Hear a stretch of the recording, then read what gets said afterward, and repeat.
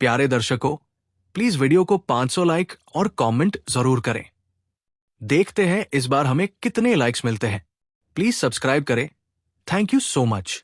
Chapter 2091 consumables.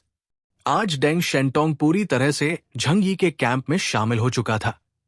ऊपर से झंग यी ने डेंग्स टेक्नोलॉजी में जो इन्वेस्टमेंट किया, उससे दोनों परिवारों के बीच का रिश्ता बेहद करीबी हो गया था। अब तो झाओ म्यू को भी युद्ध की तैयारी के लिए डेंग फैमिली से बड़ी मात्रा में रिसोर्सेज लेने की सोचनी पड़ी। मिस्टर झंग यी, मैंने शेंटोंग से आपकी सिचुएशन के बारे में सुना है। डेंग युआम्बो ने डेंग शेंटोंग की ओर इशारा करते हुए कहा। यह लड़का बड़ा चुप रहता है, इसने मुझे कुछ खास नहीं बताया। बस इतना कहा कि आपकी वुलुयन एम्पायर से थोड़ी तकरार हुई थी और वो इतने नाराज हुए कि बदले की कार्रवाई तक उतर आए। असल में झंग यी को मैमन को सील करने के मिशन की बात दूसरों को बताने में कोई दिक्कत नहीं थी। आखिर दुनिया की तमाम बड़ी ताकतें इसमें शामिल थी। डेंग युआम्बो का मतलब साफ था। झंग यी को भरोसा रहे कि डेंग शेंटोंग कभी गद्दारी नहीं करेगा। झंग यी ने बात छिपाई नहीं और पूछा, अगर मैं वुलुयन एम्पायर से लड़ाई करना चाहूं, पूरी तरह से नहीं, सिर्फ एक बदले की कार्रवाई, तो क्या डेंग फैमिली मेरा साथ दे सकती है? डेंग युआम्बो के चेहरे की मुस्कान और गहरी हो गई। यह मजाक नहीं था। वुलुयन एम्पायर की ताकत किसी से छुपी नहीं थी। अगर वो पूरी सेना उतार दें तो पूरे हुएक्सू किंगडम को मिटा सकते हैं। बेशक ये बात आधे साल पहले की थी, लेकिन अब भी चाहे हुएक्सू किंगडम ने अपनी ताकत बढ़ाई हो, फिर भी वुलुयन एम्पायर से टक्कर लेना आसान नहीं था। चाहे वो टॉप पावर हाउसेज हो, टेक्नोलॉजी लेवल हो या एक्स्ट्राऑर्डिनरी लोगों की संख्या, हर चीज में हम पीछे हैं। युद्ध की बात करना वाकई एक दुस्साहसी सोच लगती है, लेकिन डेंग युआम्बो ने बस एक पल सोचा और फिर ईमानदारी से कहा, अब हम पूरी तरह से मिस्टर झंग यी की क्षमता पर भरोसा करते हैं। अगर आप कुछ करना चाहते हैं तो हम जरूर आपका साथ देंगे। पक्ष लेना जरूरी होता है। जितना बड़ा संकट, अगर सही पक्ष चुना जाए तो इनाम भी उतना ही बड़ा होता है। और फिर डेंग युआम्बो को झंग यी की फितरत पता थी। वो कोई ऐसा पागल नहीं था जो एक इंपल्सिव डिसीजन लेकर ताकतवर दुश्मन से लड़ने चले जाए। झंग यी तभी एक्शन लेता है जब वो पूरी तरह से तैयार हो। झंग यी हल्के से मुस्कुराया। डेंग युआम्बो का जवाब उसे संतोषजनक लगा, लेकिन डेंग फैमिली उसका मदद कैसे कर सकती है? झंग यी को क्यूरियोसिटी हुई। उसके पास लोग हैं, हथियार है, तो आखिर उसे और क्या चाहिए? डेंग फैमिली मेरी क्या मदद कर सकती है? झंग यी ने सीधे पूछा। डेंग शेंटोंग की आंखों में चतुराई चमकी, जैसे कहना चाहता हो, क्या तुम हमारे डेंग फैमिली को कम समझते हो? अब तुम्हारी आंखें खोल दूंगा। हाँ मिस्टर झंग यी, आप तो बहुत साफ गोई से बात करते हैं, तो फिर मैं भी साफ बात करूंगा।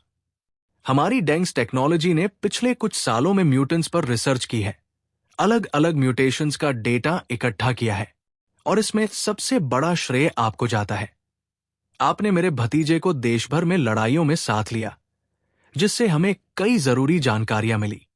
अब हमारी रिसर्च में बड़ा प्रोग्रेस हुआ है। कृपया चलिए, खुद देखिए। डेंग युआम्बो ने हाथ से इशारा किया और झंग यी को डेंग गार्डन के पीछे की ओर ले जाने को कहा। डेंग शेंटोंग भी उत्सुक था। अंकल, कुछ नया है क्या? उसके चेहरे की जिज्ञासा असली लग रही थी।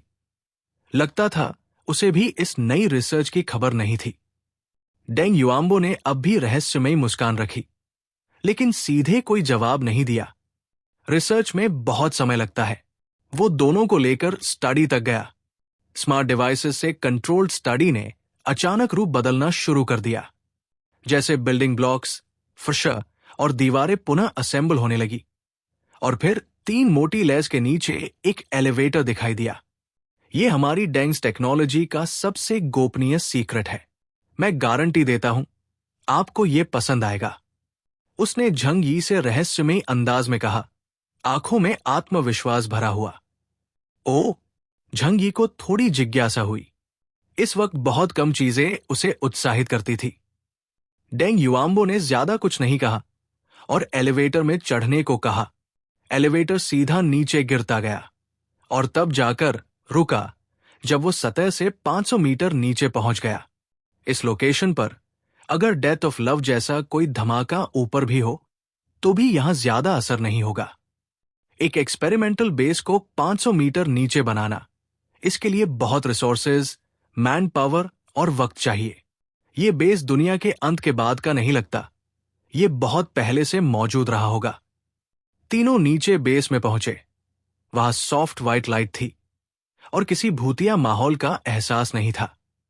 लेकिन पता नहीं क्यों झंग यी को वहां एक ठंडी सी हवा का आभास हुआ। वो इस एहसास से अच्छी तरह परिचित था।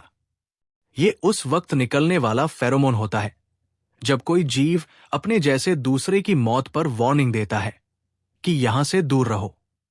ये बैटलफील्ड पर और ऐसी जमीनों पर महसूस किया जाता है जहां कई लोग दफन हैं। झंग यी ने हल्का सा माथा सिकोड़ लिया। यहां किसी की मौत हुई है और बहुत सारे लोगों की।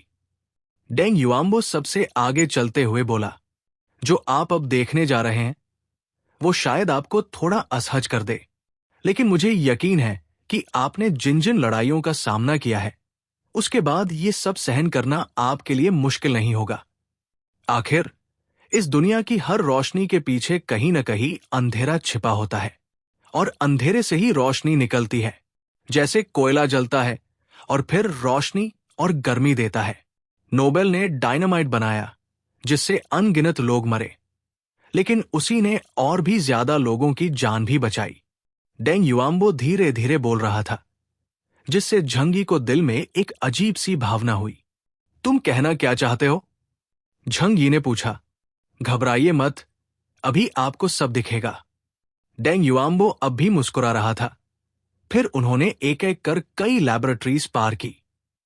रास्ते में झंग यी ने कई व्हाइट कोट्स पहने हुए रिसर्चर्स को टेस्ट ट्यूब्स और बीकर से खेलते देखा। उसने कुछ बड़े ग्लास कंटेनर्स भी देखे जिनमें अजीब तरह का फ्लेश था। करीब जाकर देखा तो पता चला वो किसी बेबी एम्ब्रियोज जैसे लग रहे थे। उसके मन में अजीब सा एहसास और गहरा हो गया। आखिरकार डेंग युआम्बो उन्हें एक काले शीशे वाली लैब के सामने लाकर रुक गया। शीशा पूरी तरह ब्लैक था, अंदर कुछ भी दिखाई नहीं दे रहा था। डेंग युआम्बो ने तब तक इंतजार किया जब तक झंग यी पास नहीं आया। फिर उसने लाइट ब्लॉकिंग फंक्शन बंद किया।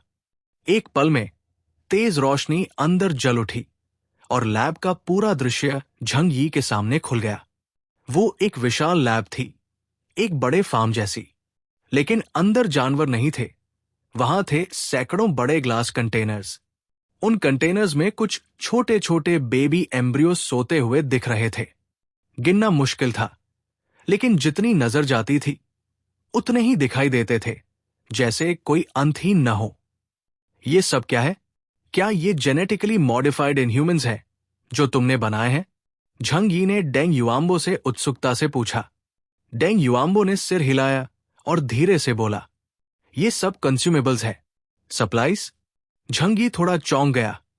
ये तो एम्ब्रियोज हैं, ये कंज्यूमेबल्स कैसे हो सकते हैं? मिस्टर डेंग, मैं आपकी बात समझ नहीं पा रहा हूं। Chapter 2092 method to defeat Hades. डेंग युआम्बो हल्के से हंस पड़ा।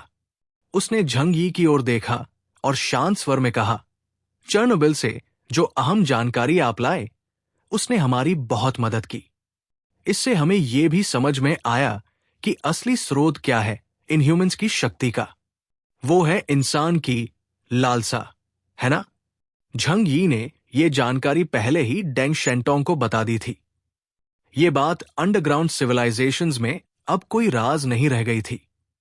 यहां तक कि जुनझिंग चर्च, शेंजिंग डिस्ट्रिक्ट और कोलंबिया के बड़े लीडर्स को भी इन राजों की जानकारी थी, या कम से कम अंदाजा जरूर था। डेंग युआम्बो ने सिर हिलाया। सुपर पावर्स का मूल स्रोत है ईथर की स्पिरिचुअल पावर। जब बड़ी संख्या में जीव मरते हैं तो बहुत सारी स्पिरिचुअल पावर पैदा होती है और दुनिया में फैल जाती है। इसे जो जीवित रहते हैं वो एब्जॉर्ब कर लेते हैं और इसी से म्यूटेशंस होती है।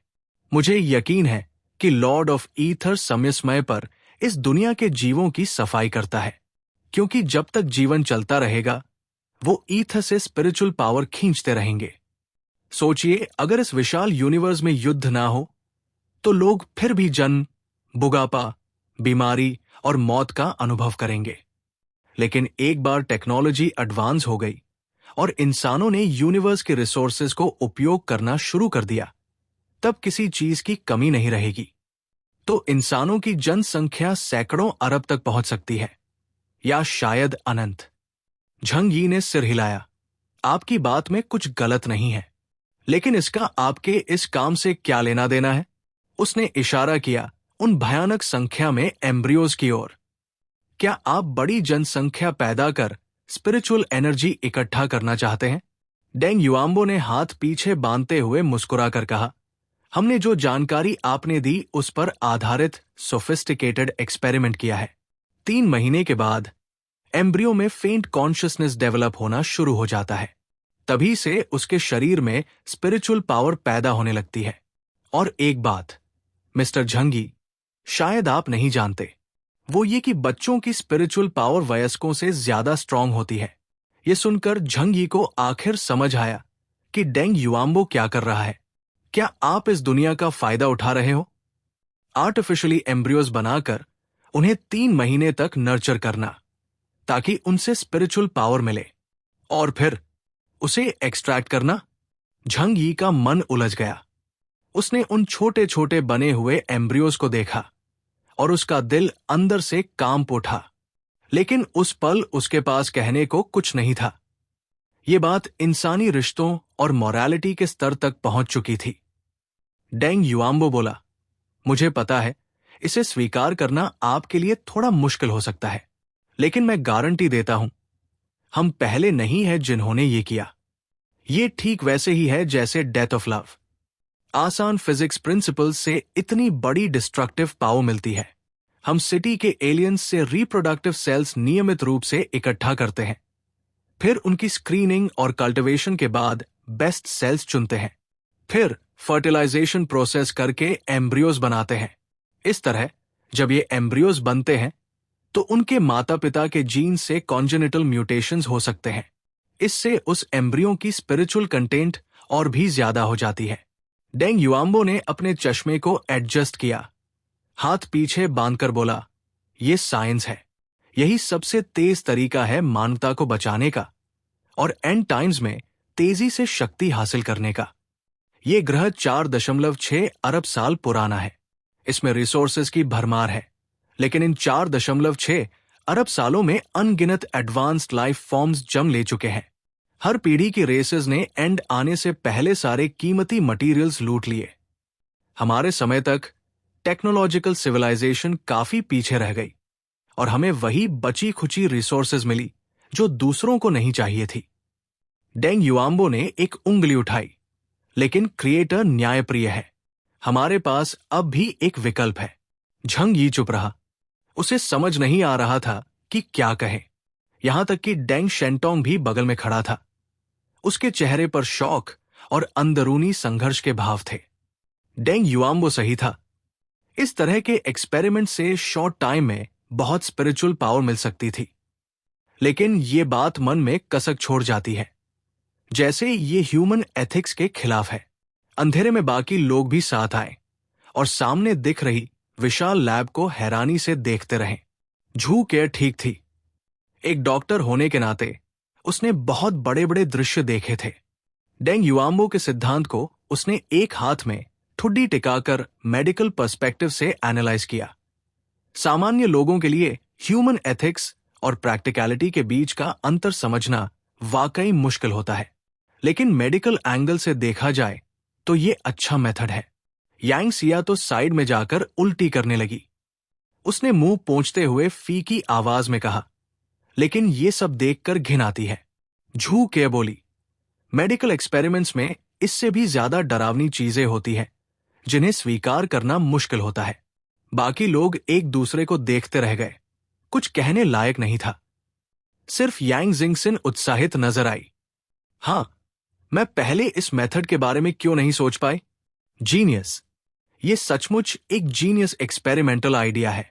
ये ऐसा नहीं था कि वो सोच नहीं सकी, बल्कि उसके आसपास जो कंपेनियंस थे वो सभी हाई लेवल एक्स्ट्राऑर्डिनरी बीइंग्स थे। ये मेथड सिर्फ जनरल एलियंस की बड़ी संख्या में कल्टीवेशन के लिए उपयुक्त था। हाई लेवल एलियंस पर इसका खास असर नहीं था। साफ शब्दों में कहें तो ये जैसे कि 9वीं तक की स्कूल शिक्षा हो। लेकिन झंगी और उसके साथी तो सब डॉक्टरेट या प्रोफेसर स्तर के थे, उन्हें इसकी जरूरत नहीं। पर इस टेक्नोलॉजी का विकास पूरे जियांगनन रीजन, नहीं, पूरे हुएक्सू कंट्री की शक्ति को बढ़ा सकता था। व्यावहारिक लाभ और नैतिकता के बीच का ये संघर्ष हर किसी को उलझन में डाल रहा था। ये उलझन केवल झंगी और यांग जिंगसिन जैसे प्रैग्मेटिस्ट्स तक सीमित नहीं थी। झंग यी ने बस एक सवाल पूछा, जब ये मरते हैं तब इन्हें दर्द होता है क्या?